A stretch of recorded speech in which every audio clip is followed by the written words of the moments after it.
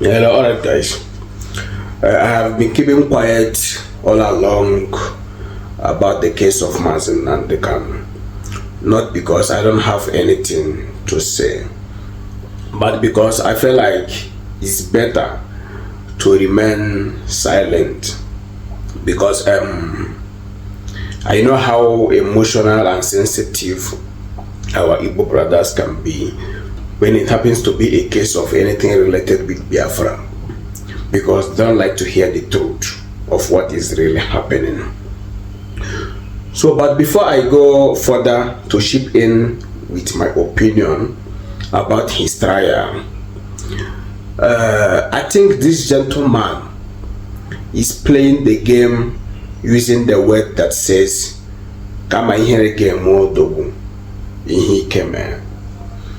I don't know where that word is initiated from, but I think most of our politicians have been using that word "Kama ihere game dogu ihi keme" to influence self-inflictions in our society. So, according to what is really happening with the case of Nnamdi Kanu, to my understanding, I think the man is playing the game of Kamihereke Modoku, because a person who is facing trial, you dismiss your lawyers. You said you want to defend yourself. You are an accused person. There is allegations. You are the court. You have a right to say you want to defend yourself, right? Yes. And then you have a right to open your defense and say what you have to say. And you have a right to remain silent. But for Nnamdi Kanu to say the court have no charges against him and then he went silent is evidence of Kamihereke Modogu Ihikeme. Reason. During court trial, I want to read out some information here so that you guys can understand the game that is being played here. Remaining silent during a court trial is a fundamental constitutional right in many jurisdictions, including the United States and Nigeria.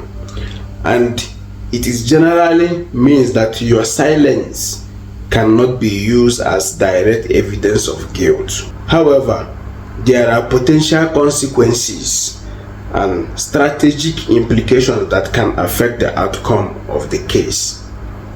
So when a situation is like this, it's your right to remain silent. Someone accused you of something, and then you are facing trial.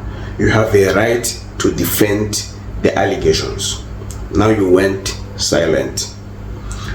According to the information here from the court of law, it says it's your fundamental right to remain silent. Then when it goes further, it says, however, there are potential consequences. Now let's go in to find out the consequences of a person who went silent during a court trial.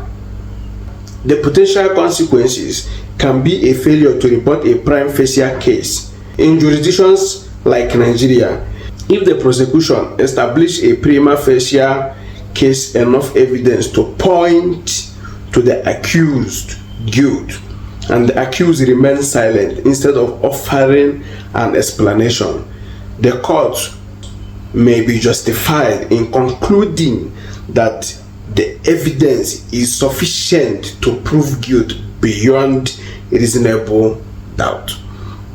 So when I was saying someone is playing a game of Kamihereke Modogu Ihikeme, it simply means someone have no dispute against the allegations charged against him. So if you don't have something to say, if you don't have any objection when there is allegations against you, it simply means you are indirectly accepting the evidence. So with the case of Nnamdi Kanu, for him to remain silent It's not just ordinary silence. That silence, him saying that the court have no charges against him, when there is so many allegations against him. Initially, he mentioned the names of people who will come and testify on his behalf as a witness. All of a sudden, he decided to went silent. That silent means this person don't see himself coming out from prison. He already accepted inside his heart that he is guilty of what he have been fighting for. This is what I do tell guys sometimes. If this guy want to wipe away the shame out of his face, because he came out is because he is ashamed to tell the people what is really happening. He should have used the strategy Simon Ekpa used as a content creator, but he failed to do that because he doesn't want to betray his followers. So fast forward, according to the information here, it says the conviction is based on the strength of the prosecution's undisputed evidence, not the silence itself. So it means a silence of accused person who refused to open his own defense is not enough to say this person is guilty until when the prosecution authority establish a prima facie evidence. So this simply means if the prosecution authority and the judge handling the case of Nnamdi Kanu allowed him to be free and come out from prison, it means there is a pardon for his charges. Because according to what is the information here, it says if the prosecution authority can establish a prima facie evidence, they can convict this person. So for this man to remain silent about his charges, he already know there is danger. He just don't want to betray his followers and his fans. But to my understanding, I think this man was supposed to use a strategy. Maybe the charges will be less, because the charges Simon Ekpa is facing is only 7 years, and because it's not treason. But the charges Nnamdi Kanu is facing is felony and treason, right? Which can cause him life imprisonment. But I believe if he can change the story and say he's a content creator like Simon Ekpa, the court might pardon him with some penalties. What do you guys think?